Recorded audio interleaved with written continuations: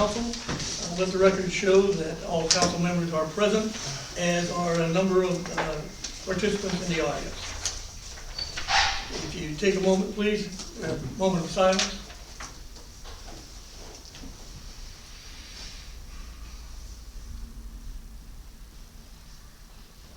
Please stand and join the pledge.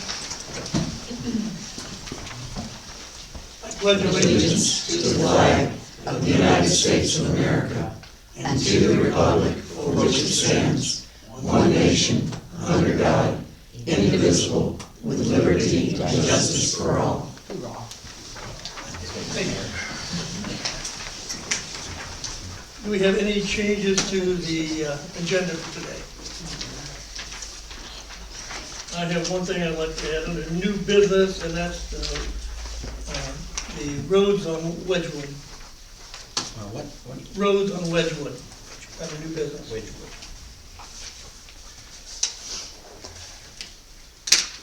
Okay. Can I get a motion to accept the consent agenda?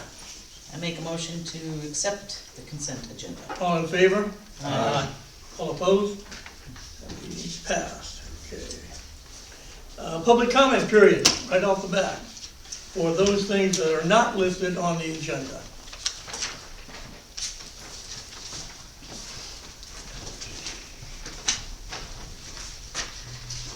I'm Leslie Fresco, 7 Hillside Drive. I'm just here to express my gratitude to our police department. And thankfully the chief is here to hear this as well. This village is so fortunate to have our own police department. And the fact that our police department was on staff during the power outage, 24 hours a day, to make sure that this village was safe when it was dark outside, is just an awesome thing for this village. And I would just like to commend the council for their support of our police department and the police department itself for everything they do for our village. And truthfully, this is the kind of thing that we need to have posted on social media, not complaints. Anybody else would like to make comments? Okay, I guess we'll move right on to zoning administrative report. Okay, this report is activity from November 9th through December 13th. Currently, a total of 60 homes are under construction or the beginning lot clearing stage. 57 of them are in the village corporate limits and 3 in the ETJ. There were 2 single-family construction permits received and approved for 185 Pineland Vista and 27 Forest Lake Drive. 3 certificate of occupancy was issued for 66 Woodland Circle and 2 in the ETJ, both on Tufts Vista. And 2 accessory buildings were approved. That's about it. It's kind of quiet right now. Anybody have any questions of Lisa? Okay, we'll move on to finance. Councilwoman Gregorich. Okay, let's go through at least let's do the cash balances first. So as of the end of November, which was November 30th, the village had a total of $3,751,285.05 total cash.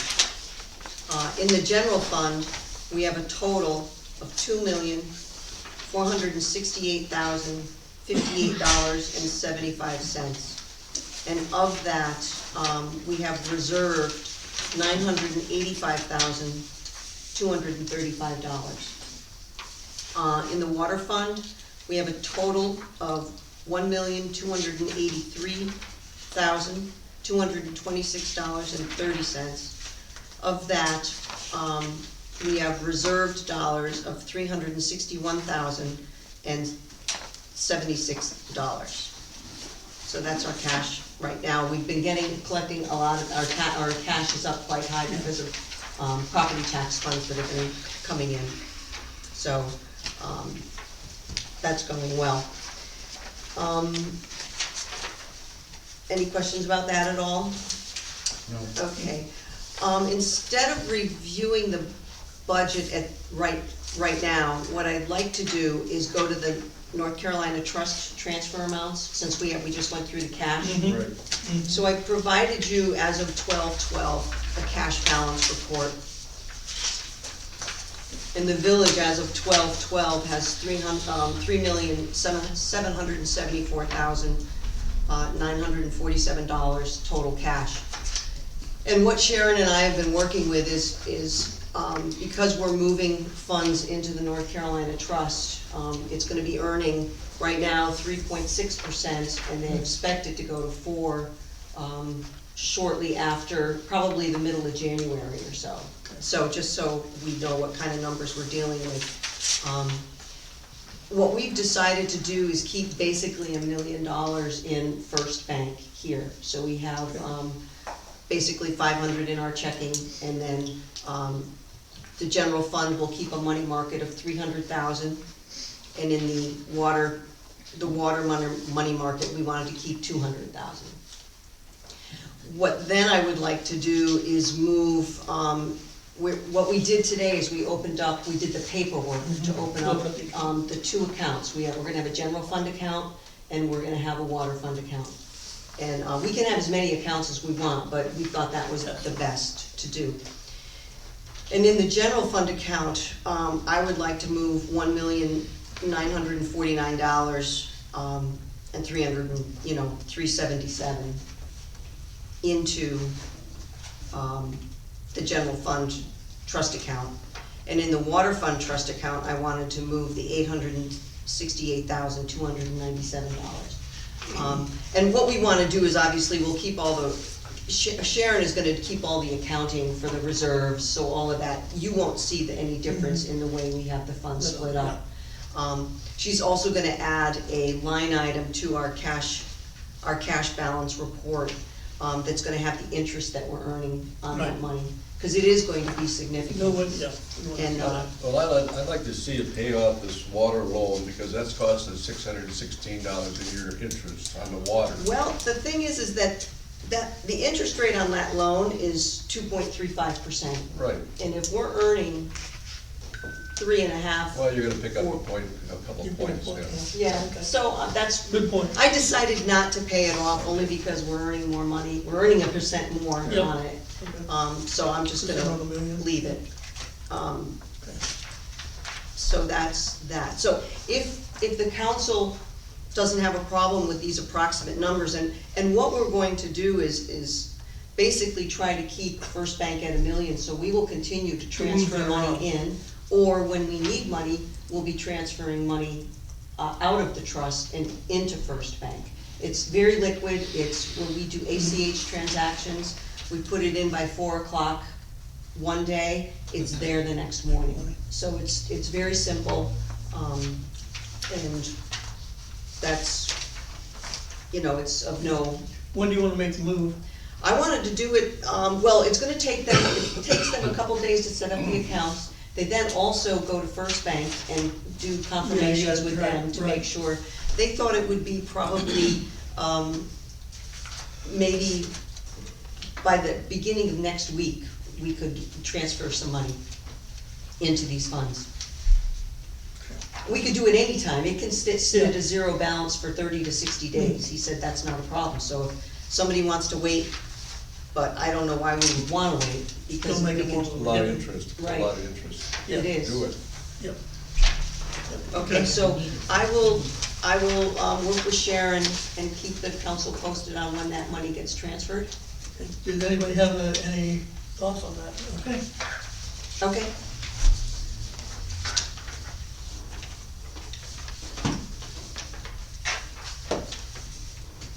Okay.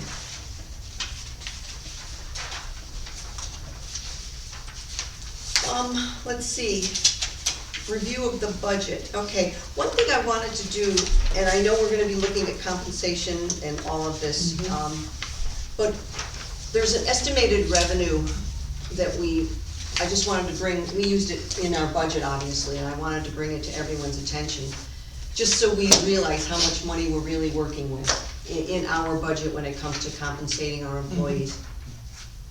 Our village property taxes, we basically take in somewhere, we will be taking in somewhere around $728,000.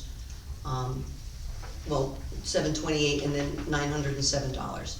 And right now, we have just about $150,000 remaining to be paid. So we're at a pretty good collection Yeah, it's not rate bad. at this point. So that's really good. Then we have our vehicle taxes, which are always unpredictable, but we're thinking we're gonna be getting $80,000 from that. It's probably gonna be more, it's probably gonna be closer to 83, but it will, let's keep it at 80. So, when you look at that, it's about $800,000 we're getting in real estate, in personal property income. All of the rest of our money comes from the state as far as sales tax and all of that. Right now, we're on a pace, I know we budgeted about 350,000, I think, for sales tax income. And right now, we've received 251,000. So we're on a pace of about close to 500,000 for sales tax. Wow. Wow, So we nice. do have, but you know, you never know what that, No, you don't, right. what's gonna happen. But I think if we can plan probably around 400,000 for sure in sales tax income coming in. So that brings us up to about, what did I say? 1, 2, 1, 3. Yes, about 1.2. Which is about where we were last, I mean, there are other incomes that come in. Right. So I just was, as we go through our village compensation, and I think we just have to remember, we wanna pay our people as much as we can Yes, and stay competitive. correct. But we have to be careful of legacy costs, and we have to be careful of what other bills we have, you know, that we need to pay to keep this village running. And we also have our reserve funds that we need Have to to do. pull. So I think for our next work session, I just want people to be really conscious of how much money we really have to work with compared to what we really wanna pay versus what we really can pay. And do the best we can.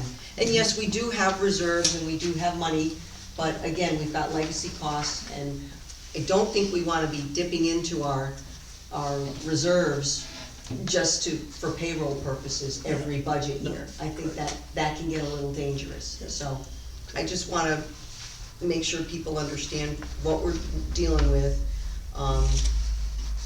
and see what's the best we can do and still be reasonable. Or fiscally responsible, let me put it that way. Anyone have any thoughts or questions or No, I think this is suggestions? certainly towards the top of the agenda for the work session. Right, Yeah. right.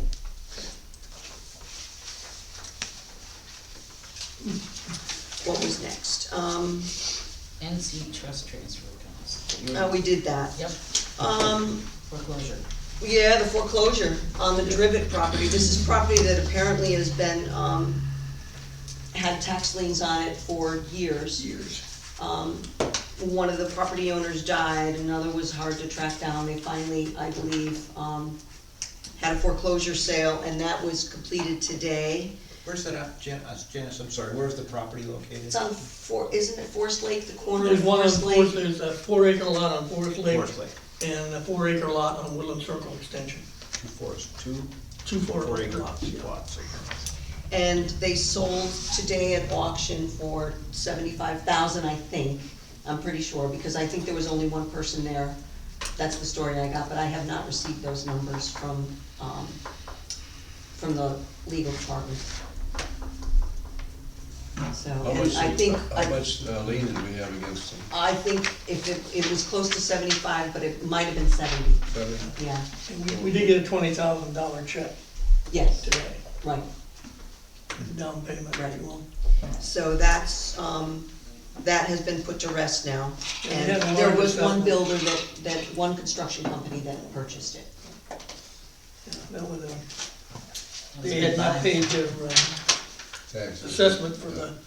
They didn't pay the assessment for the road or their property Yeah, taxes. Yeah, exactly. So that's why the numbers are so high. right. Well, and plus legal fees were significant. significant. Um, And we'll grow. Panditch Construction, I believe. Panditch? That's a new one. Have you heard of it? Name to me. Oh. They have built a home here in They have? Foxfire, Do you know where? No, I'd have to look it up. All right, any questions? Questions? Yeah. Oh, and the budget, we just received the bound budget today. I have had it and have been looking through it. I urge anyone who would like to, Light reading? who would, to go through it. So in We case I are, can't get to obviously, sleep we are tonight? in good shape. Yeah, fine shape. The audit. Sharon will provide me with the PDF of that I can put on the website, but I don't have it yet. So Okay. as soon as I do, it'll go on there. Thank you. Uh-huh. You guys did a nice job, though, thank you. You and Sharon. Sharon did most of the You and work. Sharon and you. No, Sharon did most of it. It's a lot of work. Yeah, So if no one has any questions for me? okay. Anything else? Comments? Okay, let's go to streets and parks. Councilwoman Nauman. Yeah, I didn't break it all down, but I want to start out by shout out to Jack Fusco. Who? I don't, Jack Fusco. Jack. I don't know if anybody's been, I know you have, been through the trails. I had some comments from people noting that they found it sometimes difficult to find their way out of the park trails, so I asked Jack if he would be so kind to make some exit signs for me, and he did, and they turned out very nice. Color-coded? Color-coded and everything. Getting lost. Yeah, and volunteer Ron Nauman, put them on the Volunteer Ron. stakes and Set 'em. got them set up. So for those people who are the first time walking through our park trails, you can now find the exits. We won't have to send out. Yep, we don't have to Dogs. send out the dogs. So, but they did turn out very nice, so again, nice job for Jack. He had it done with, I think I asked him, and about a week, 2 weeks later, he was done with them. Did a great job. So volunteers are wonderful. Next, just wanted to touch base that, just so everybody knows, we will be sending out probably in January. Our landscaping contract comes due at the end of June in '23, so I'm gonna be sending out for bids starting in January for that landscaping contract. I just wanted to touch base, I know we've, Sharon has, or Lisa has put out the list for the yard waste collection, our volunteers. It's only through January, February, March. I'd really like to put it out there that we really need some more volunteers to sit at the yard waste for an hour. We do it Monday, Thursdays, every other Saturday. Basically, what it entails is opening the gate. I know many of the men who go there will help people get the yard waste out of their vehicles and get it into the bin. And we do have some women that volunteer. If you can't help, you can sit in your car and just wait for the hour and then close up the gate. So that's all it entails. But we would really like to have some more volunteers. Every time I look at this list, it's always the same people.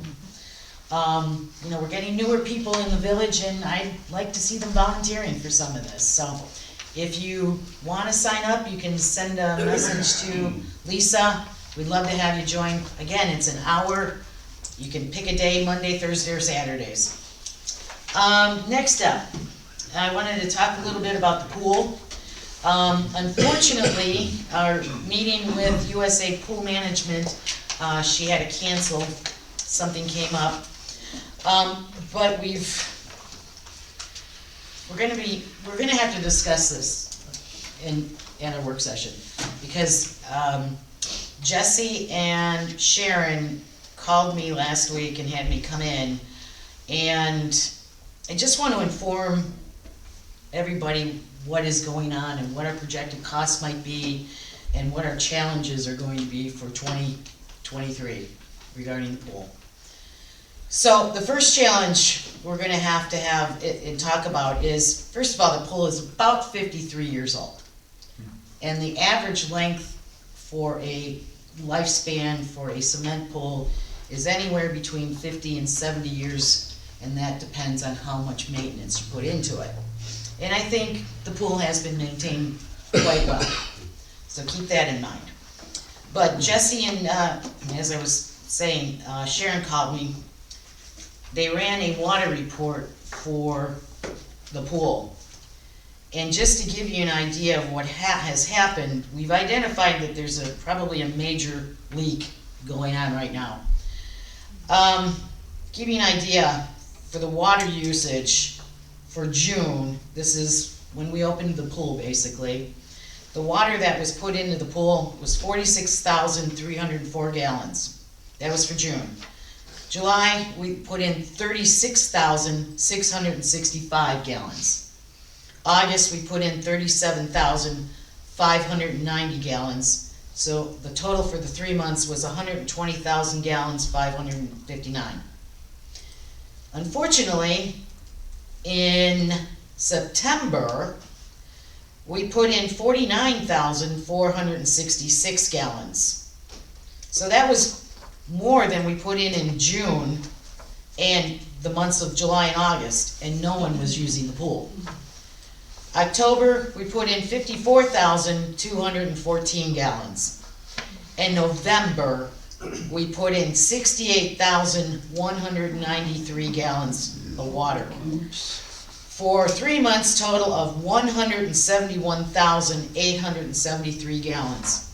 So there's a leak somewhere.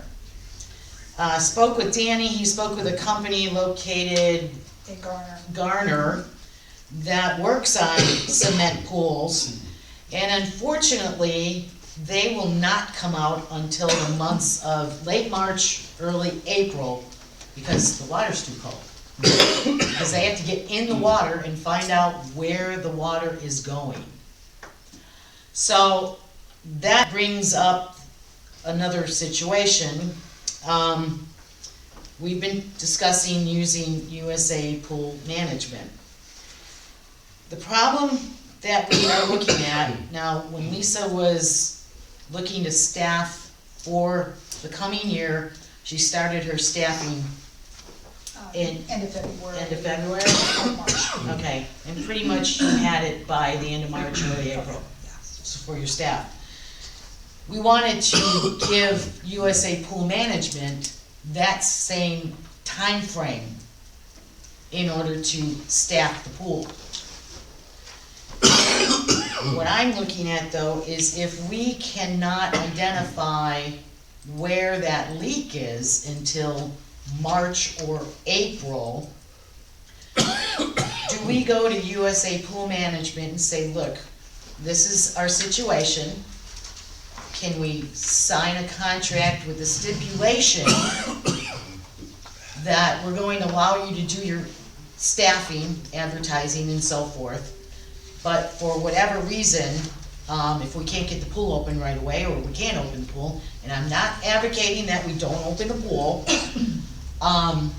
would they allow us to get out of the contract and pay them for their time, etc., in advertising costs? So that's one option. If we wait until March or April, when they can identify the leak, first of all, they have to tell us if they can fix the leak. The estimates for fixing a leak, if they can, is anywhere between $10,000 to $60,000. And we don't know how long that would take to do. So now we're again in a crunch. If we hold off with USA Pool Management, would we have enough time to get enough staff for the summer months?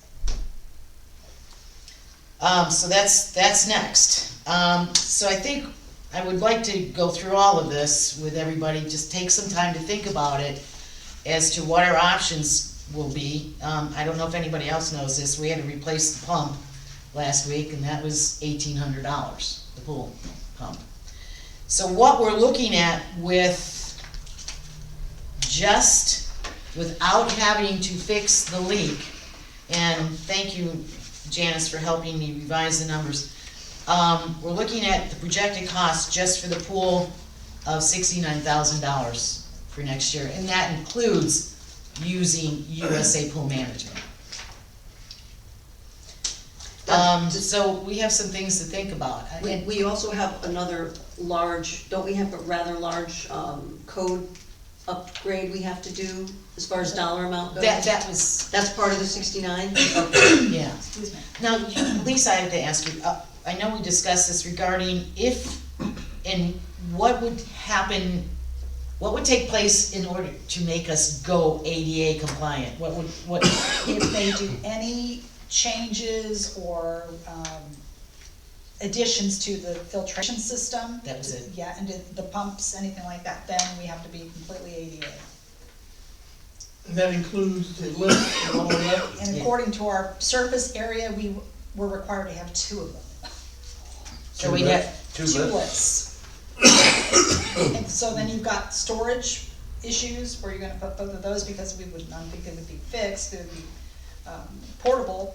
Another issue too in the bathrooms, and this we received demerits on last year, there's no drainage in the bathrooms on the floor, so they'd that's. catch us on that.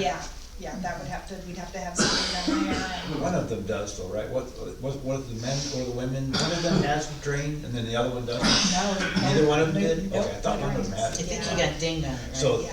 okay. But- So there's some changes that would have to be made, some significant. Well, the only hope we could have is that USA Pools could, perhaps they have a better pool of people to pick from, so they don't need as much time, maybe?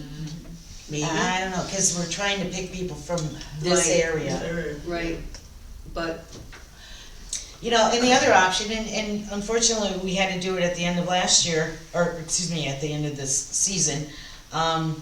You know, we could only open the pool on certain days, certain hours. So, I mean, there's always that option too. But there's so much up in the air regarding the cost of that leak. well, if it continues leaking, are we gonna continue putting water in the pool, or can we just let it? We have to keep it up to the, what? Well, it has to be above the skimmer line so Skimmer. that it could run the Otherwise, circulation. it could just, It's personally, it surprises me that that amount of water is being used up, because during the summer, even that amount seems really high, because we run a water hose in there just to keep enough so that it will, because you've got evaporation, you've got people jumping in and out and all the water loss, but I don't think nearly 40,000 gallons, so I don't know, Where is it going? where's it going? Where are you getting those numbers from? Jesse. Is there a single meter feeding that Jesse's reading? He gave me this report, so I don't know where he But I do know that there's been an Sharon. ongoing leak. putting it together. You what, you said what? I do know that there's been an ongoing leak that has been talked about for years with Because Danny what I'm Jackson. worried about Oh, is is, that right? if there's Yeah. that much water leaking, it's gotta be undermining something. That's what worries me, and there's those condos, you know, in the area, where's it leaking from, where is it going to? In you our- know? I'm concerned about underneath the pool itself. Yeah. Collapse underneath. And the pool holds 90,000 gallons, so that kind of gives you an idea of the amount of water. If you're talking, 68,000.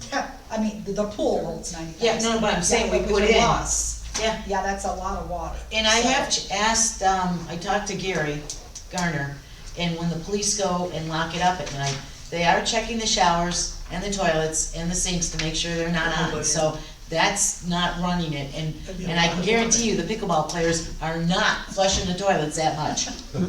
I don't know, I know a couple of them. Questionable, huh? Okay, so it's not all going down the toilet. That's a let's lot put of it that way. showers, that's a lot of showers. So yeah, that kinda scares me as to, you know, you've got double the usage versus the summer when everybody's in the pool. So just so I'm clear, what you're saying is, for us to address the leak, we can't even start on that until spring, early Right. spring, right? Right. So up until that time, we're just kinda waiting to see. So, you know, the other thing I hear, if I understand you're proposing, is to talk to the pool people to see if they will, how they would address that based on what we've got going, right? Yeah. Okay. Yeah, I mean, if they would be willing to say, look, we'll start the process, if something happens, you get to the point where you say, well, we can't open it, or it's gonna, whatever the case may be, I'd like to do everything possible to open the pool, but if the integrity of the pool itself is at risk, I mean, and you're right, where is that water going? So, if they're willing to work with us, then let's move forward with that, but if they say, no, we won't do that, then what do we do? Well, then Yeah, we'll have to talk about that, cause Yeah. the option, which we, don't wanna think about is we continue to feed it water, like we've obviously been doing year over year. Right. Why it wasn't addressed earlier, I don't know, I can't speak for that, but we're on the hook for it right now because Janet's identified it, and that document here indicates there's a problem, so we'll deal with what we have and what we can, right? Yeah. Which is, let's find out what's going on. Yeah, and that's, but I wanted to bring it to your attention, and Jesse did go back to 2021 for me. You looked at, July of 2021, and again, we were on restrictions because of COVID, so there weren't a lot of people using it, but at that point, in July, we'd only used 928 gallons of water. And then 0 during the off months, correct? Exactly. Shut down, yeah. Yeah. So it's just gotten worse, it's starting to. And now we're at 68,000 gallons of water going somewhere. And that kinda scares me. Unless someone's hooked up a hose to the, No, to we, the. no, we looked. Maybe someone hooked And, up. and they can't get into it, cause it's in the vents.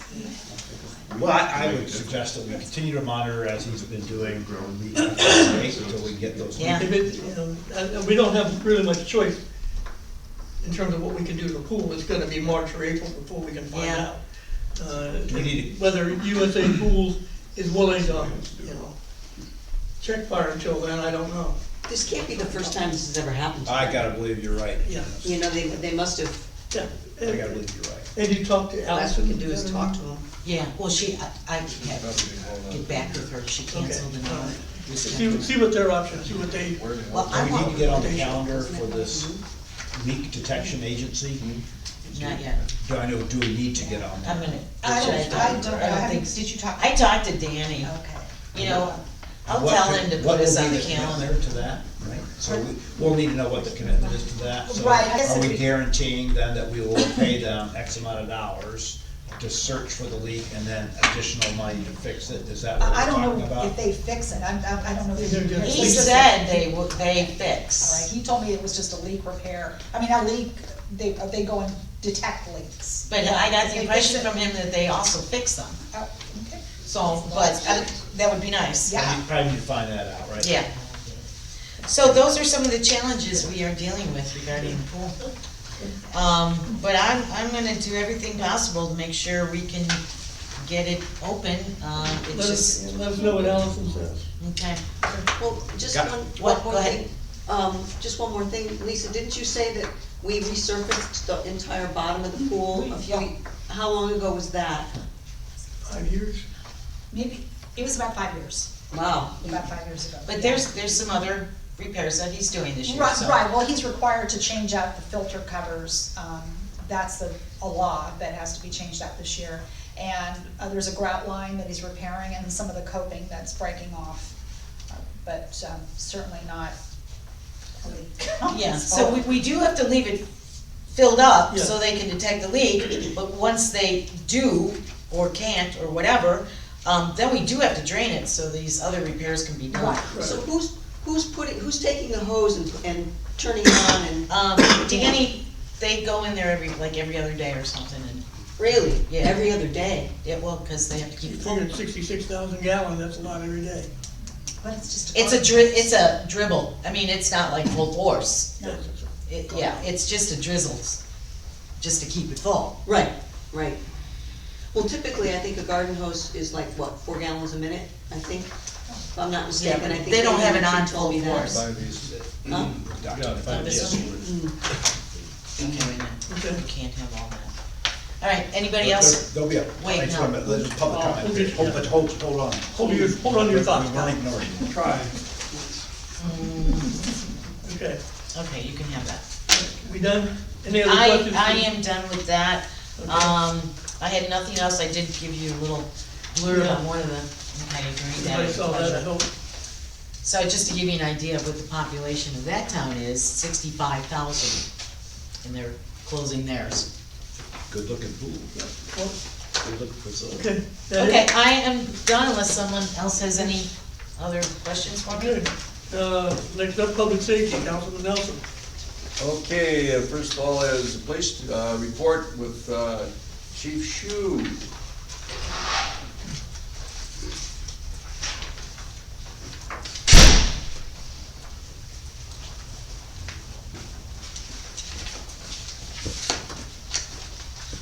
Good afternoon. It's good to be back. I feel like I've been going for a while. First and foremost, let's go ahead and talk about what happened with the lights. I know that's on everybody's mind. The Moore County Sheriff's Office and the FBI are currently working that case. We have been assisting any way we can, not only our department, but every other department in the county. It was really good to see how well we all worked together in this situation. I spoke to the sheriff personally Saturday night when it happened. He asked if we had anybody else that could help out, to please do so if we could. I got the call about 8:30, and by 10 o'clock, we had 4 officers here, and we had at least 2 on for the next 24 hours in the area. We were very blessed here in Foxfire. We got our power back probably quicker than anybody else. We did. I know that some of the northern parts around Carthage, down south Aberdeen, sometimes they were several days. Thank you so much, Leslie. I think She she's just left, left. but for the kind words. But to kind of echo what she said, that's one of the good benefits about having auxiliary officers. I know a lot of people say auxiliary officer, what's that? We have 2 officers that are still on our roster that are here on a volunteer basis. And when we have situations like this, we call them and say, hey, we need some help. And they're usually in within the hour. And having Derek in the part-time capacity, being able to move his hours around. Like I said, Saturday night we had myself, Derek Kivett, Michael Amasquita, and Michael Bedore all out from Saturday night at 8:30 till Chris Judge took over shift at 9 o'clock the next morning. So yeah, we're working really, really closely with all the departments, but hopefully we'll have something pretty soon on that. I feel like they're moving in a good direction. One of the downfalls that we ran into during this state of emergency, if you will, was the fuel issue. No power equals no pumps equals no fuel in your cars. Now it was a learning lesson for me, but when I left Friday evening, I didn't plan on coming back to work till Monday morning, and I left with a quarter tank of gas. And where I'm going with this is, unfortunately, the only card we have for our patrol vehicles are Exxon cards. And there was not an Exxon to be found in Moore County that had power. So I live on the north side of Carthage. I had to end up driving to Hawkins Avenue in Sanford, which is almost to the Chatham County line north, before I was able to find fuel, and the rest of the guys were able to get it in Disco. So what I would like to propose to the council, and maybe this is a better topic for a work session, but to look at changing up, not having just a specific card for fuel for the police department. I did some research and I found a company called Fuel Man, and I checked, and that card is taken at every gas station that I could find in Moore County, Lee County, Chatham County, Harnett County, all the surrounding counties. And the good thing about it is, I know where I live at and where Gary lives at. I was speaking to him, and he said the gas around his house is $2.75. We all know the West End has always been predominantly higher than a lot of the other towns in the surrounding area. Right now, gas in West End is $3.05. That's a 30-cent a gallon difference. If we can just fill up right by our homes and save the town 30 cents a gallon over the course of a month, or we use roughly about 100 gallons a week with the fleet. That's $120 a month, or almost $1,500 a year, just in allowing us to have options for fuel instead of just using a West End Exxon. So that's just something I would like to have maybe put on the agenda for the work session for the council to discuss. I know we talked about fuel tanks and this, that, and the other, but maybe this is just to get a card where we can just go and use it wherever we need to. Makes sense.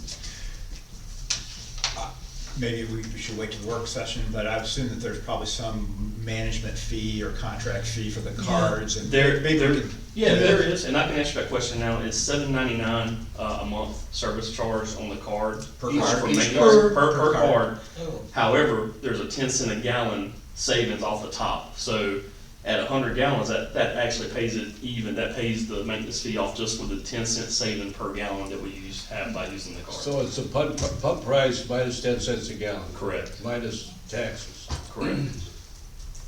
So that's a wash on the maintenance fee, so to speak. Thank you. Mhm.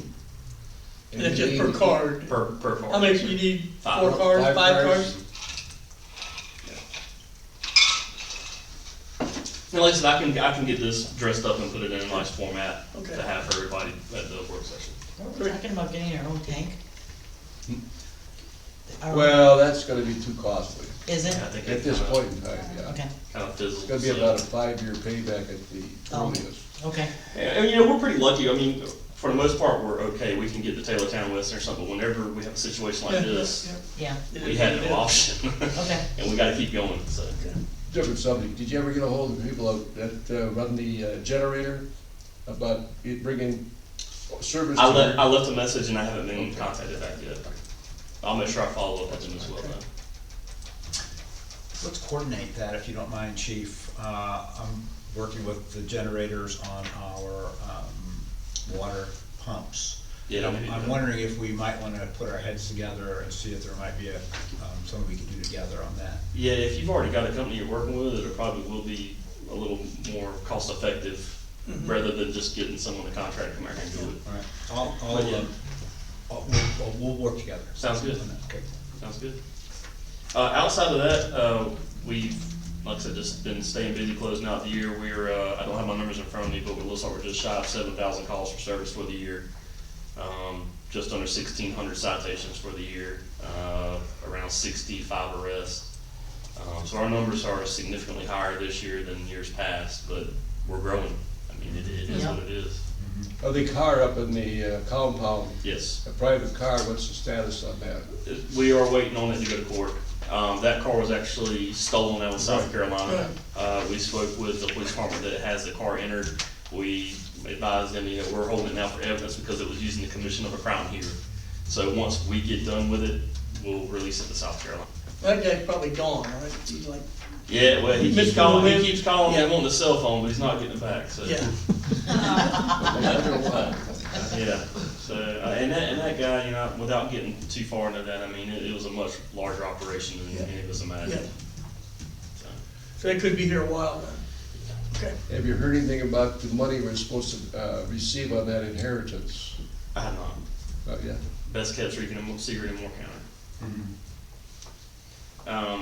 Outside of, speaking of money, we did get the final letter from Governor Cooper's office saying that we did in fact get the security grant for 2023. So the mayor just signed off on the last little paperwork for that. So hopefully, maybe we'll see some funds start to release the first of the year.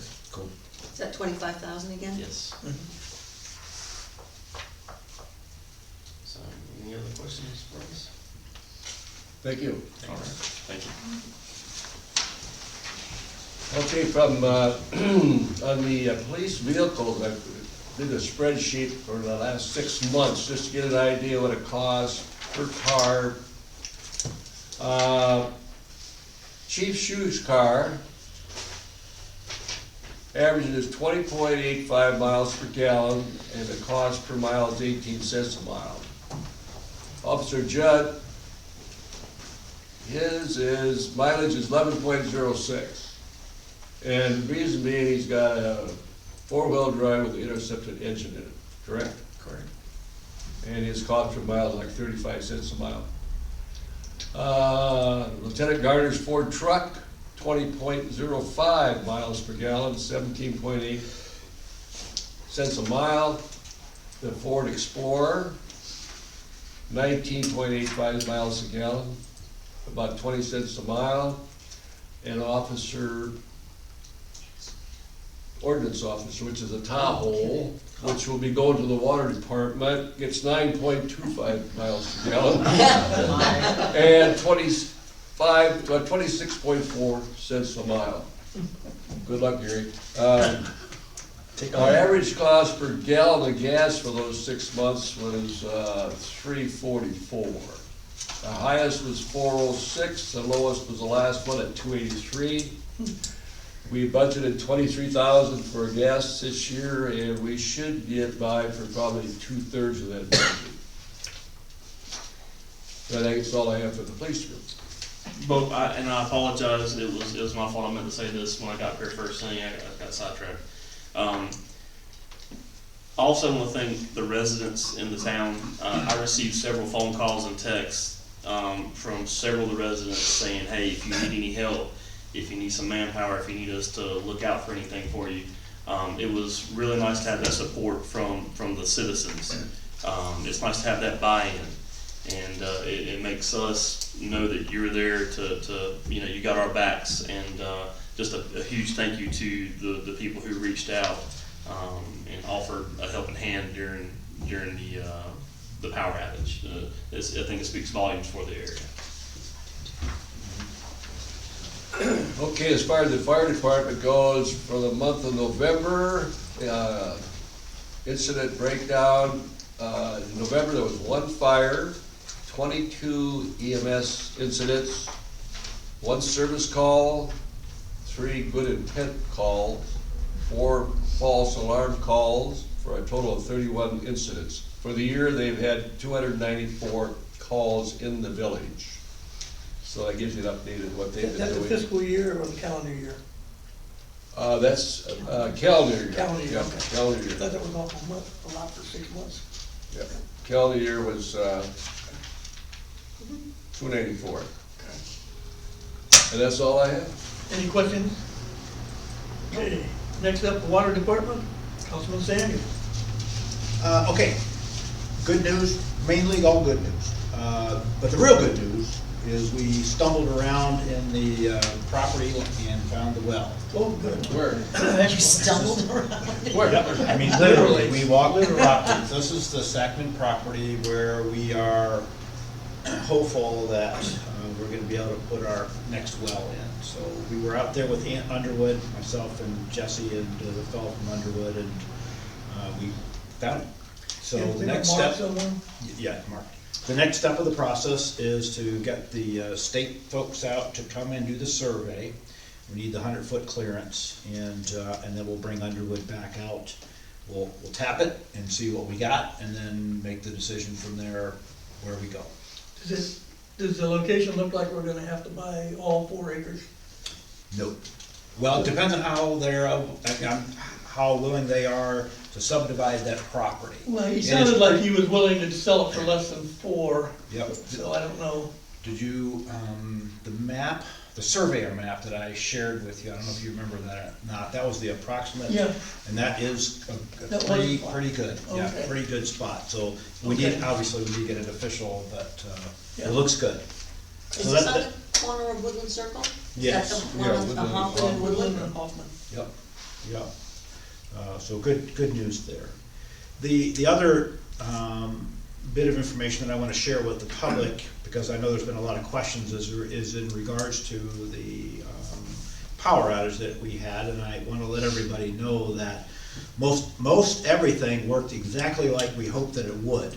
We have generators that are that we purchased, village purchased long ago, that have been standing by, and they both kicked in exactly the way they were supposed to do and did exactly what we'd asked them to do. They were running at a rate that gave us a minimum of 7 days worth of pumping before we would need to reach out to the propane company to refill the tanks. But pumps kicked in perfectly, everything worked great. Jesse was on site, David was on site within hours after we realized what was going on. We do have one challenge that did surface itself, and that's related to the tank. What we came to realize is that the water level on the tank, and the way it works is the water level will hit a certain point, which will then send out data to say, hey, we need water. Goes out to our pumps. There's a battery that backs up that transmitter that probably hasn't been looked at for years. So that failed.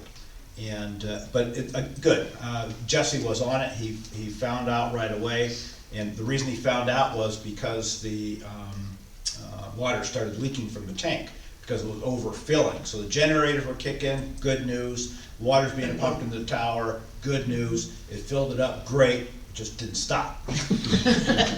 So again, another bonus for having Jesse, he did a 3 on, 3 off schedule, so every 3 hours he'd come in, he'd manually kick them on, and turn them back off after checking with the overflow, and 3 hours was about right that he used it in there. So we've got some feelers out to the guy that takes care of, a guy by the name of Marty.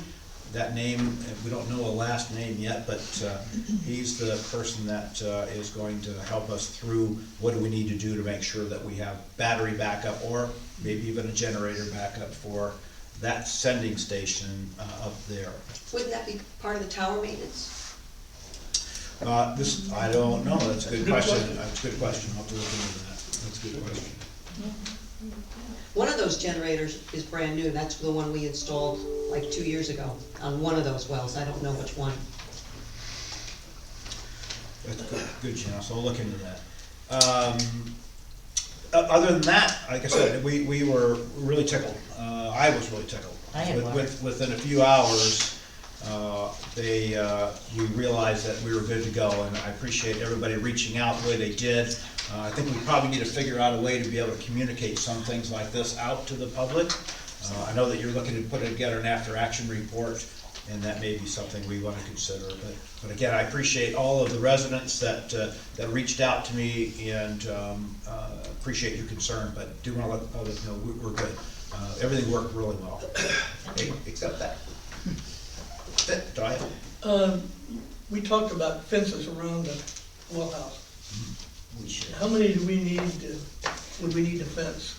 Well, I'm meeting with David and also with Jesse, and we're gonna work through some of those things. Okay. At this point, I would be surprised if we didn't see some downstream action as it relates to securing our infrastructure.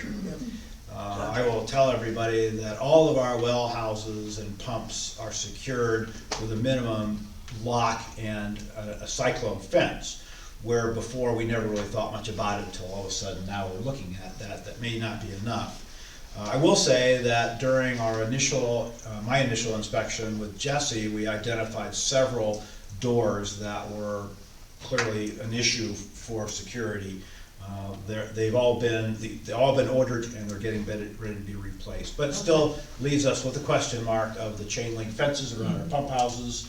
And like I said, I'll be surprised if there's not something downstream that helps guide us through that. Good question. Any other questions? Okay, I did a couple of quick things. First, I want to reiterate what both Gary and the chief said about people stepping up. Had all kinds of people talking to me about what they could do.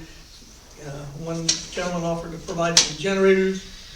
He had to go get them, but it turns out we didn't need them, so that worked out. So I'm just really pleased with how everybody reacted to this. It was just a really good feeling.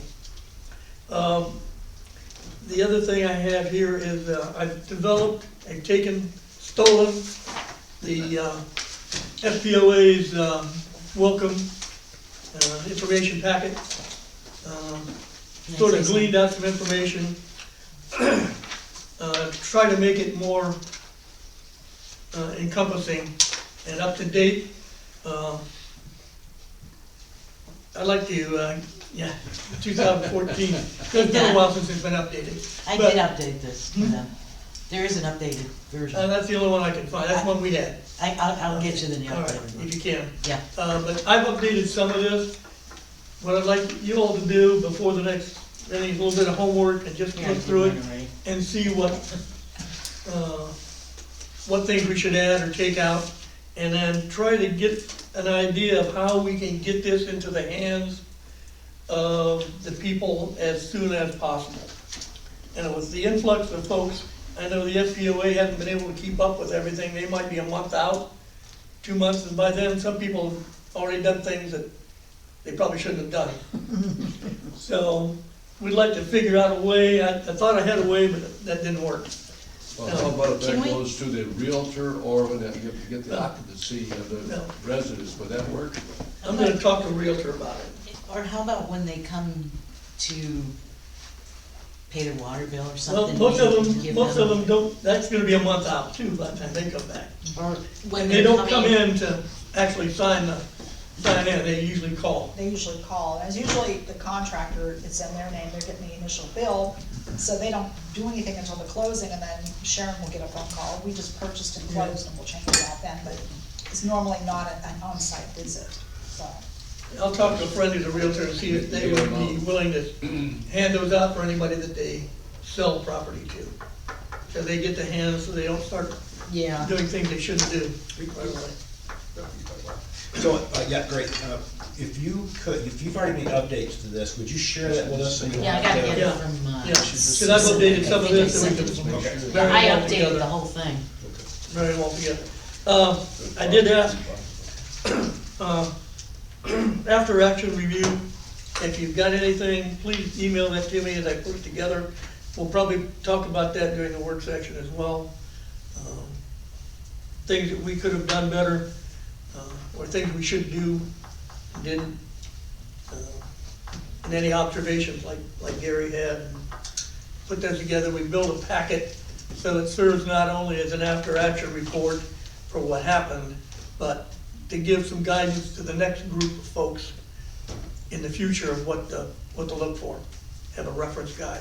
You know, the old SOP stuff for all the military people around here. Yes. Yeah, we Disaster built a little recovery. SOP for 'em. Okay, any questions for me for those things? Yeah, I do. Yeah. Real quick. You said that you've already made some updates. I made some to this, changes okay. that were in there. Are they pending Yeah, kind of they're in stuff? there already. Okay. Some of them are. Okay. Pool management, we already covered in old business. Yeah. New business, I'd like to put first, before we start these other things, Wedgewood is, I think everybody knows, I know Janice knows, because she's had a discussion before. Wedgewood's paved up to a point, Oh, and it stops. Where's Woodrow down there? Wedgewood is out off Hoffman Road. Okay, and when they built the things in there, they built it up to a point and said that's where we are. From there on, it's, private road, if you wanna do anything. So, a developer wants to build at least 2 houses back there. But what they want to do is, what we did with Saddle and Bridle, was just say, okay, we're not gonna pave this. We're not gonna pave this, we're gonna have access for the road, for the water that we need back in there. But other than that, that'll be on their deeds, that that's not gonna be a road that's paved or maintained by the village. So they're willing to do that. So where are they at? Can we look on the map real quick? it's off of Just- Hoffman Road, you know where Sunset is? Yeah. It's like the, On the opposite side of the road. it's the other side of the road. Okay. I It's know. going I way think I know back where at you're the at. end of that street. Yes, at the very end of Wedgewood. Yeah. Yeah. It's right off of Hoffman. Yeah. Yeah, So we can't force them to pave it? no, No. What? Private well, road. You know, but, and I'm not sure, doesn't our zoning say that if you're an RS, this is an RS 40 or an RS 30 or whatever, has to be on a paved road No. in Foxfire? no. I We thought did that, we equestrian- did that with, I thought equestrian was the only one that couldn't have paved, or didn't have didn't to have to, have. but we did the same thing on Bridle and Saddle, and those are residential.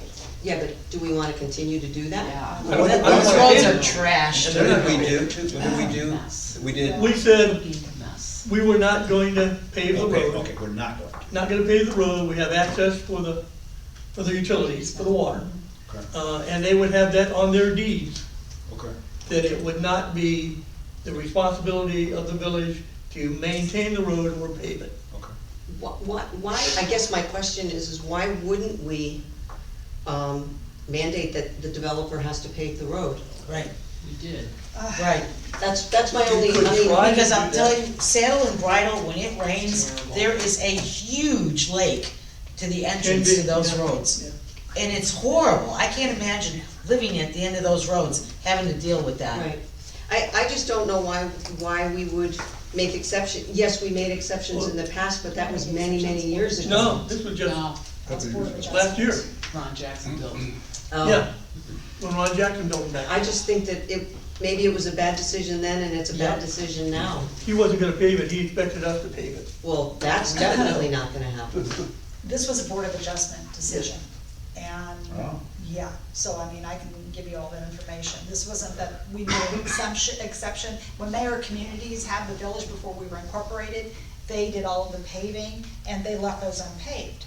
So, and then when we took it over, they were responsible for paving, but they didn't. Correct. So now, they wanted to build in there, and that's why they went to the Board of Adjustment to get an exemption of having to pave the road, But now So- I know we And- can, and it was approved. That But they did that get they an did- exemption? Yeah, they got it approved because they went to the Board of Adjustment, so they did not have to pave those, they're considered private roads. We do not maintain them in any way other than the water lines. Yeah, but those water lines could get undermined by the road, how it's taken care of. Same thing on Renwood. Yeah, I know, and Yeah. that's on we have to pay for that. And as a taxpayer, I don't know why we would do that. Well, I Well, we'd think. have, I'd like to read the Board of Adjustments notes Yeah, on that, could we I'll take a look at get those out that? for you tomorrow, sure. Well, now we I'd know also we can like to fight look at those. this, well, and now we've learned, at least I've learned, that we can appeal Board of Adjustment decisions. Right, Yeah. right. I'd like to read it. So for it's us. not the final word. I mean, yeah, we'd have to go to court, but, I think that, I think it's a bad decision to put residential, because what if someone wants to do it somewhere else? Yes. Right. On a longer road, and, and they want water, and, the water lines can get undermined, and we're creating problems for ourselves. I think in my mind, we should look at our zoning, and I'm pretty sure that residential streets have to be paved. I'd like to look at the Board of Adjustments notes on that before I comment. we need to let the attorney know then that we will not go forward with that. Okay. Would you let Bob know? Yeah, I'll let him know, but he's got to work with the other attorney Yeah. who's pushing him, so, yeah. I know he's This pushing. could be a So, good one. is it the council's feel that if the guy doesn't wanna pave it, what happens? I don't know that, Well, do we know, like I said, I'm there sure he was doesn't already, want there to was pay already it. I know he something doesn't that, wanna pave it, Yeah, but there was already something that, residentially expensive. but there had already been a request and a decision, and it went to the Board of Adjustment, and another decision. So shouldn't we see what all that is before we, I think we don't have to do anything, right, no. other than right. tell him that we're not going to do what we did with Saddle and Bridle. Right. That the council doesn't wanna do that. Yeah, we don't wanna do that. We don't wanna do that, we'll tell the lawyer that if that's the sense of the, Well, what of if the they council. didn't wanna pave, Windy Ridge? Yeah. Yeah, I was just gonna That's say. a whole perfect different example. animal. Is No, that- it that's a whole isn't, not different animal. really. It's not.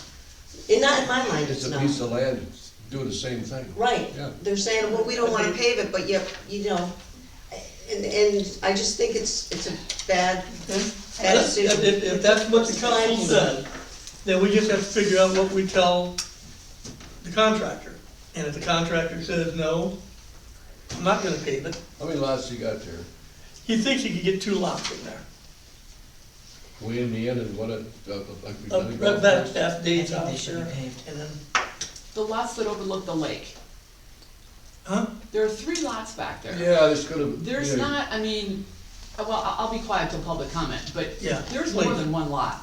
Yeah, Yeah, it's gotta there be is. 3 probably. Yeah. I just, that's my opinion. Okay, We should vote on it let's as go a ahead and council, we'll, I guess. But, I was gonna just add, that the difference between this and like with Windy Ridge is a new development.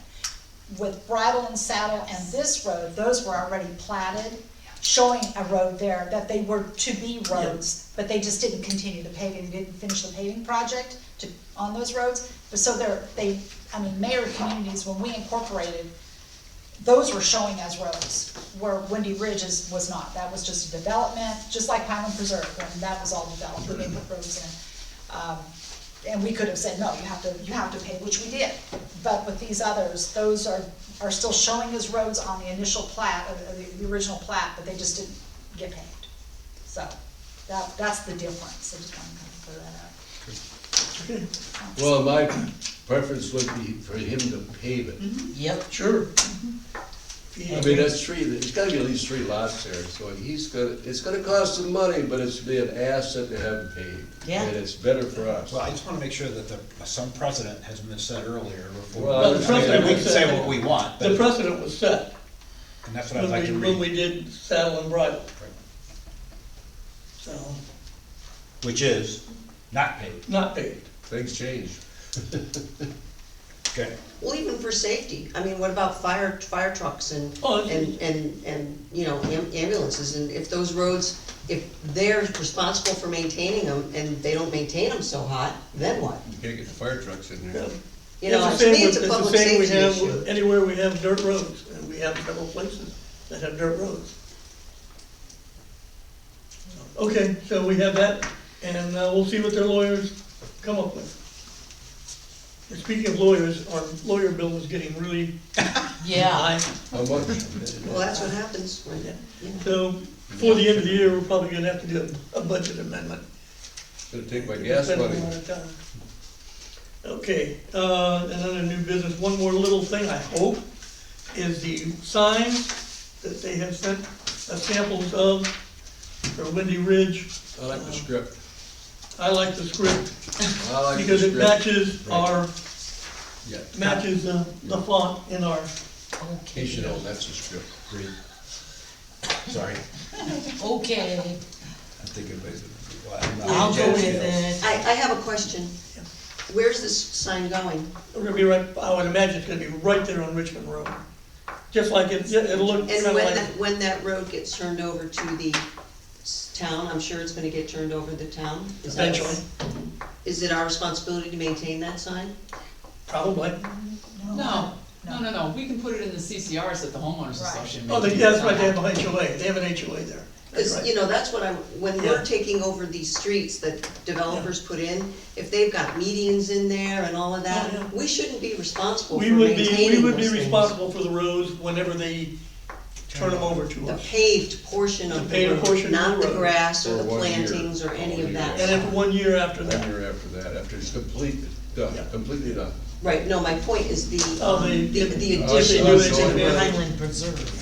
I would think that the roads probably are our responsibility and perhaps the guardrail that they're putting up would be our responsibility. That's a safety issue from Yeah. our perspective. But anyway, what's everybody's thought on the script or the I'll go with the script since you're one. script it is, all right. Okay, Good choice. next up on the agenda, fireworks. I think Janet's got a bunch of stuff for it. Oh, you didn't tell me I was gonna be talking about fireworks tonight, huh? You What put are it you on talking here. about? What do you want me to go with? Has everybody on the council seen the package that I gave you Janet put last time? together? There are some significant issues that need to be addressed, and I did meet with Guy Peckett and Ed Howell last week to talk about, you know, what has to be done and where we are. Do you want me to go through those? Yeah. Alright, so if you, and I gave it to everybody last time. Moore County actually has a fireworks permit application and it lays out pretty accurately what, if you, what do you want? Thank you. Oh, okay. If you choose to have a fireworks display, and I'm not discussing just a firework or two going off in your backyard, I'm talking a display. There are 6 requirements, and the first one is, you know, they have to fill out the application. There is a $300 fee for the permit that they have to complete. They also have to have someone from Moore County come down and look at the area in which those fireworks would be shot off of. Now, Moore County is asking for and it would be in insurance liability policy, the minimum they're asking for is a $1 million liability with a $2 million aggregate, with Moore County being named as an additional insured. I spoke to the insurance company for the village of Foxfire, and as of right now, we do not, for the village, have any insurance coverage whatsoever for liability for fireworks. And the reason we don't have any is because when Lisa fills out the information as to what our liabilities are for the village, there's a question that says, do you allow fireworks? And the answer is no. So we don't have to pay a premium for fireworks liability. I did ask the underwriters at the NCLM what their recommendation would be in terms of a liability insurance policy. And you can get a one-day special event policy, and their recommendation is a minimum $5 million policy, which I have to go along with them. Yep. Because, and let me explain real quick, does everybody understand the difference between the liability and the aggregate? Okay, let me explain real quick. If you have someone who sues the village for $1 million, that's the liability. That's one. Now you have one other person that sues you for $1 million. The most they will pay for that is $2 million. That's the aggregate. So two people would get $1 million. Now you have a third guy come in for $1 million. He's out of luck. He gets nothing until the attorneys get involved and they start suing everybody. So that's why I'm saying $1 million, $2 million is not enough. So that's my recommendation, that if we are gonna move forward with, and I'm not saying that the village is moving forward with it, but if we're going to allow it, that's the minimum we will require. I don't know if you guys had an opportunity to look through everything that they have to complete. It's on the county website, so it's pretty. Yeah, it's pretty extensive. And my thought is, and you know what, I like fireworks, I really do. If the two gentlemen comply and get everything done that they need to do in order to get approved, I don't see why the council shouldn't look at it. Well, also, I'd just like to make note that there is a North Carolina general statute on top of the Moore County, and it's General Statute 5882A-1, 58-82A-1. And it's pyrotechnics, training, and permitting. And our Moore County paperwork references, all the things that are in this as well. Yeah. So it goes into a lot of detail, and we would be, in my mind, we would be careless if this was not followed. I mean, we have to uphold the laws, and it's not even a decision. We just have to uphold the laws. We can't bypass them. And it's out of our hands almost, really.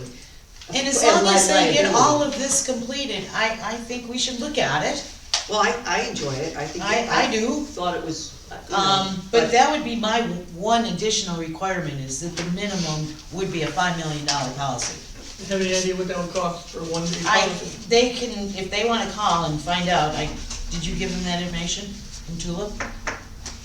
That I gave you? I didn't get it. I emailed it to you, but I'll make a copy, I have it with me. They can call and, It's $1 probably million special event policy is like $150. Yeah, really. It's not that expensive. So, it's doable. And another suggestion, I think, too, if they're looking to do this, I pass the hat for donations. Yeah. Because there's a little town in Illinois, on the west side of Illinois, not too far from the Iowa border, Stockton. They have less population than we do, and they put on about a 45-minute firework display every year, and it's all done on donations. Yeah, I think that's, Oh, here it is. we just have to follow the laws. I mean, that's Well- what the bottom line is. Well, yeah, the question now is the fundraising or funding from the village. Does the village want to I don't provide think we support to should that? even, I don't even think we should talk about it unless the. Well, I think we need to let them know whether, if they go through all this stuff, we're not gonna give them any money anyway, Why do it? why do it? Why go through that whole effort? But we've never given them any money. It's always been a private begin thing with. up to Yeah. this point, right? Yeah, I think it should remain a but that's private. before all of this came down, with all of these additional expenses. The reason they're asking for an additional, some funds from us or donations, because their costs have gone up so drastically. Because So of they're asking the liability, village- because of liability insurance, training they have to go through, all et cetera, so they're really getting strapped harder.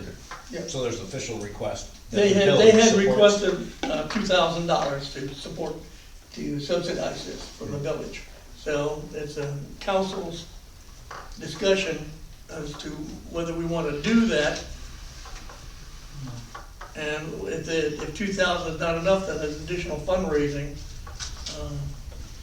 Would have to be done on a voluntary basis. I mean, I just, what's- I would like to see it done as a fundraiser more than a village. Yes. Because, again, do we know we don't know what all the costs associated are with no, we don't. with all of that. No, we don't. We You, got a pretty good idea, depending on the insurance and all the whatnot. well, I'm in the training and Yeah, all of right. that, I don't know what that costs, but I just think it's not something we should fund. I think personally, if people wanna fund it, I think sure. But, because this is one thing, The precedence. Yeah. what's the next thing and the next thing and the next thing, and do we say yes and no, or, I don't know, I think it puts the council in a lose-lose situation with future requests. Well, I'd like to see it done, although I can't see council approving the funds because of the precedence for other things. But I would think, as a village, that we should be able to get enough donations. I'm hoping that would cover that cost. I mean, Or at least a $50 here, 50 there, 100 here. Right. I think it should So- get done, So at this point, if we promote it. Gary, what's your Promote it.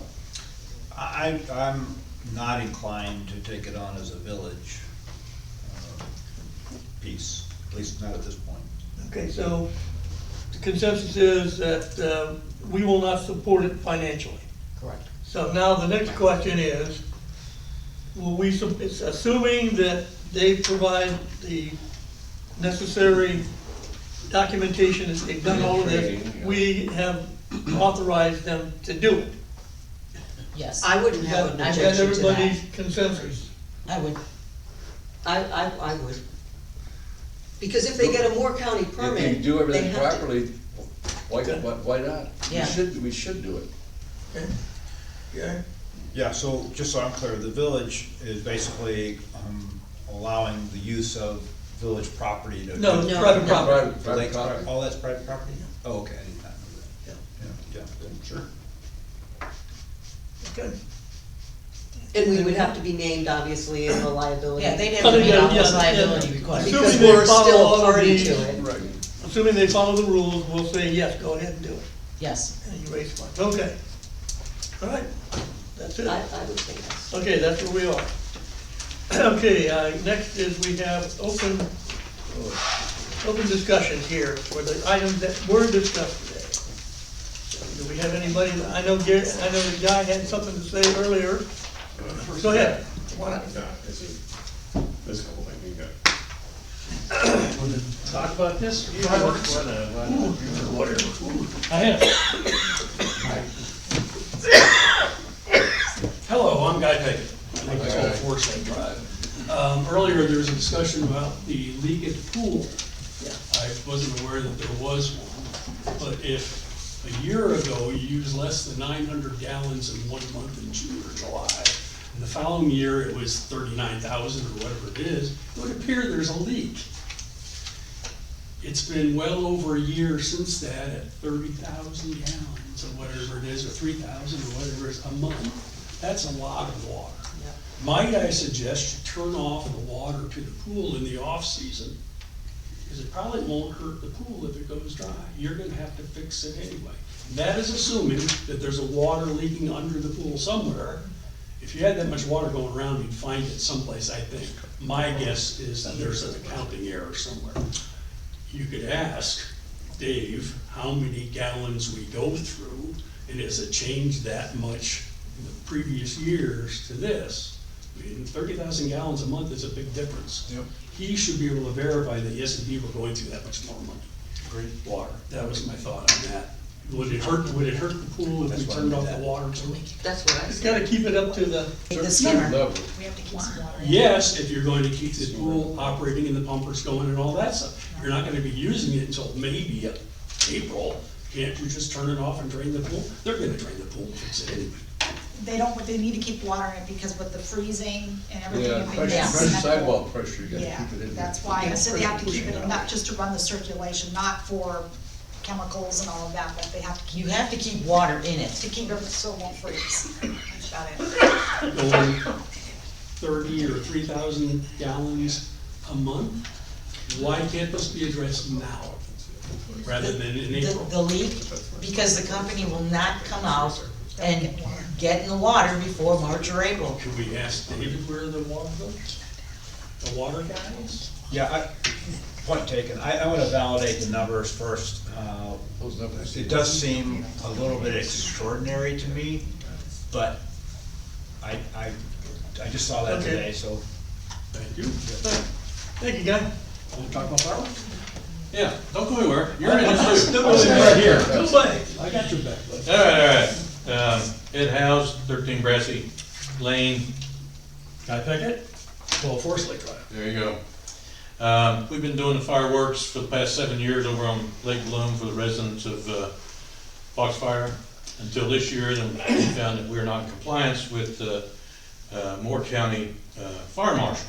So, Guy and I went to Carthage, and we met with the Director of Public Safety, Mr. Brian Phillips, and we met with the Fire Marshal, Mr. Matthew Dawkins, and whereby they went over these 6 things that has already been alluded to. In order to get a permit for Moore County, you gotta comply with these 6 items.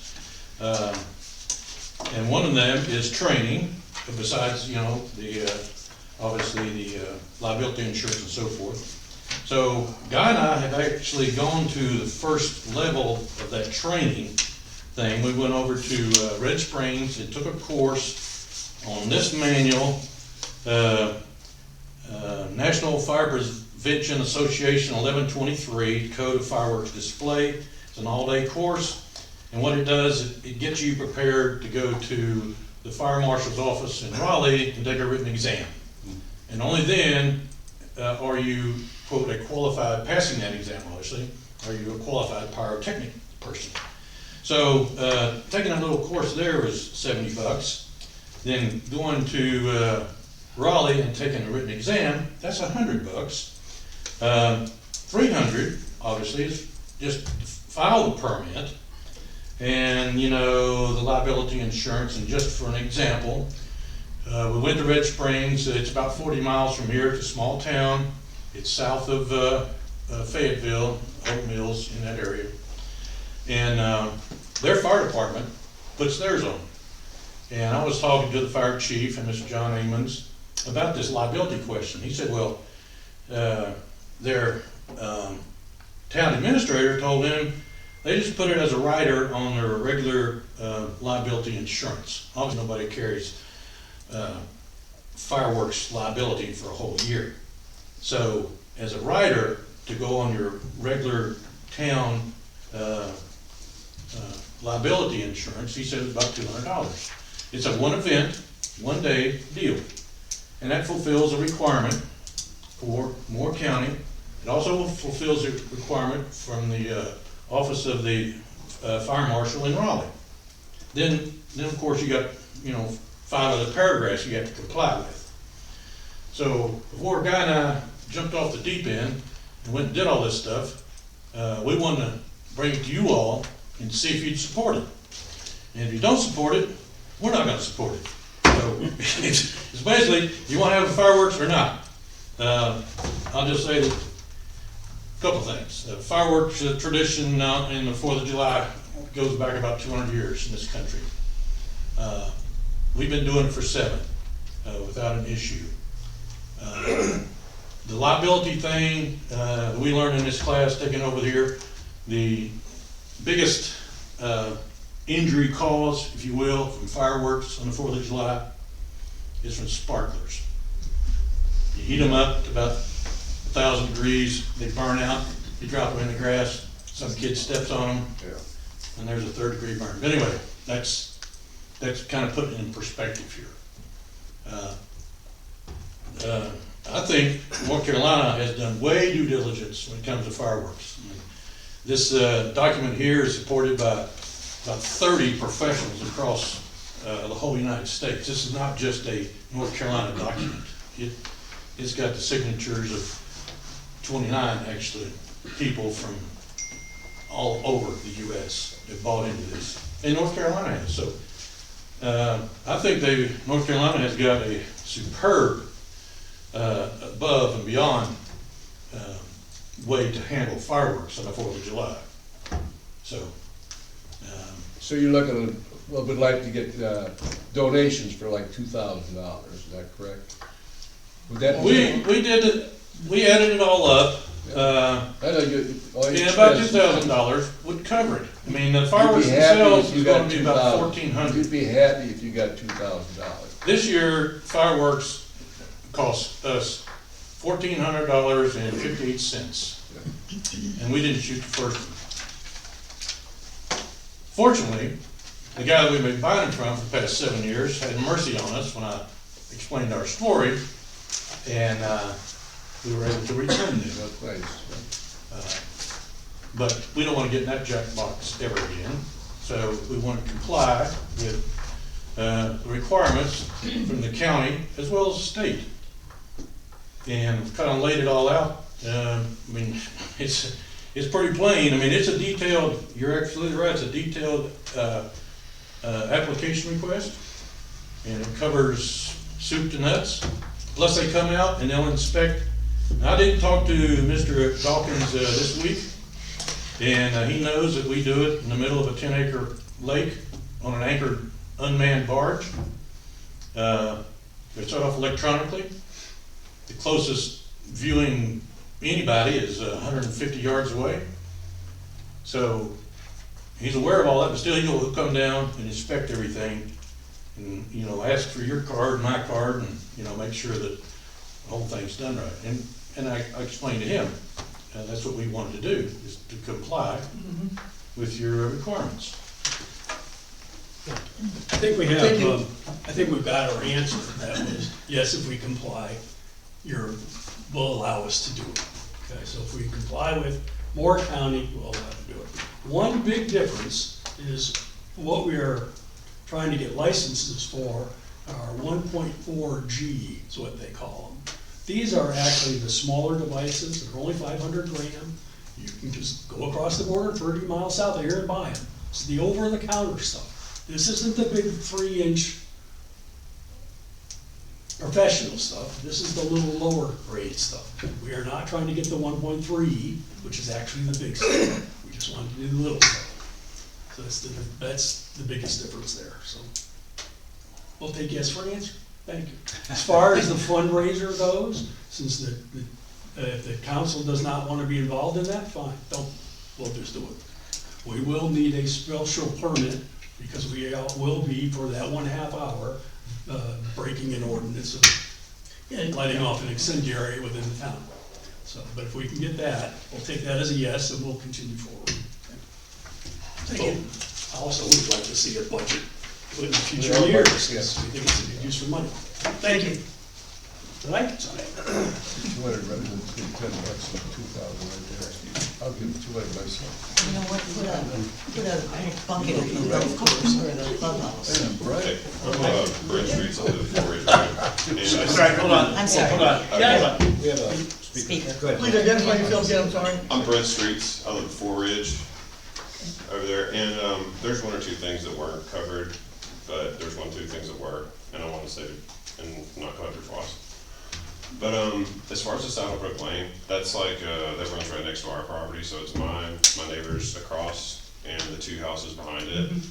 If it's not village property, whose property is it? Is it like a Flagstaff property? So it belongs to the two homes at the end, or is it just You mean the road? the road, yes?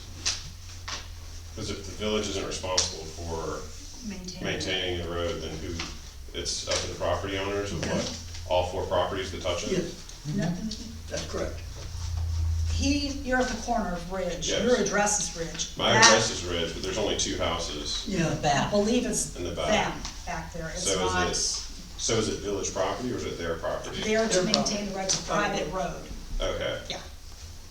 And I was just wondering if it was because, I know like we had the issues with, cause this says this is equestrian, and I know you said equestrian can be maintained with the dirt road, and I know, but it says it's equestrian, other than where you outlined and put RS 40. And That we- is, yeah, from the yeah. county map, yeah, they did Yeah. the color wrong, Okay, yeah, no, cause I know we bought chickens and had that whole yeah. thing. Anyways, but this might actually be something for the chief too. My next point, I was curious, why do the police personally deliver notices?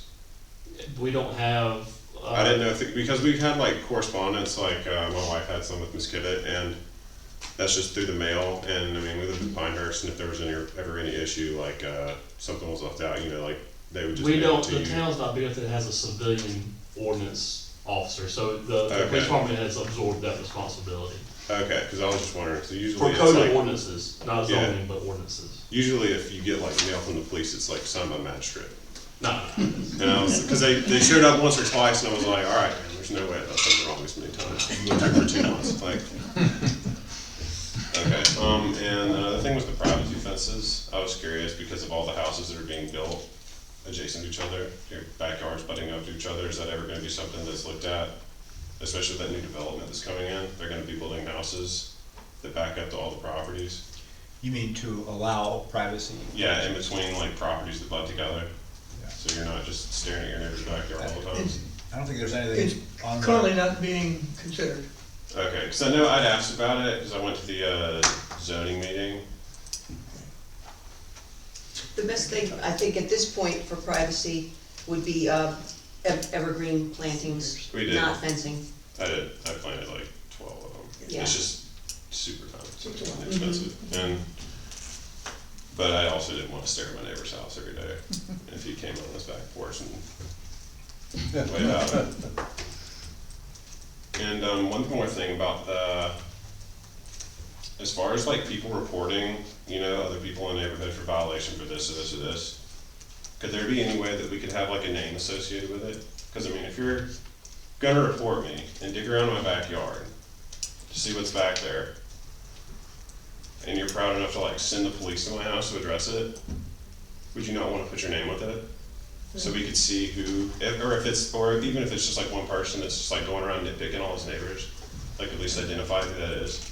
Well, something we can think about, but I don't think that's likely to happen. But Okay, I mean, it just seems appropriate, like if I was willing to like go over to your house and mill around your backyard, which is Not a permitted. huge issue anyways, but it's what you would kinda have to do to get like, oh, what's that thing in their backyard, how did that get there? It's like behind my house in the woods, but yeah, I mean, I would, if I had that big of an issue with it, I would be willing to put my name on it, or at least address you personally about it, you know? that would be the preference, but But that doesn't seem to be the case. If it comes on a report of concern, most of the time people will put their name, and it's public record, and I'm more than happy to get that information out, but a lot of Okay. times people do anonymous. Okay. And then another thing is that, me as a zoning administrator, there are times where I'm driving through, and if I see something, I don't go on Yeah. personal property, I'm not allowed to, Yeah, no, I without understand. permission. But if I can see something from the road and it's in violation, I will address it, and our Okay. police department will do the same. And I know that, you know, I've had calls from people too that have Okay. left me voicemails, but, so I don't have Yeah. everybody's name, but if I do, I'd be more than happy to give it to you. Okay, I appreciate it. Sure, All right, no, that's good. Thank you. thank you. Do you have any other comments? I have a motion to adjourn. Make a motion to adjourn. All in favor? Aye. Meeting is adjourned, 18:05. I'll make a quick comment.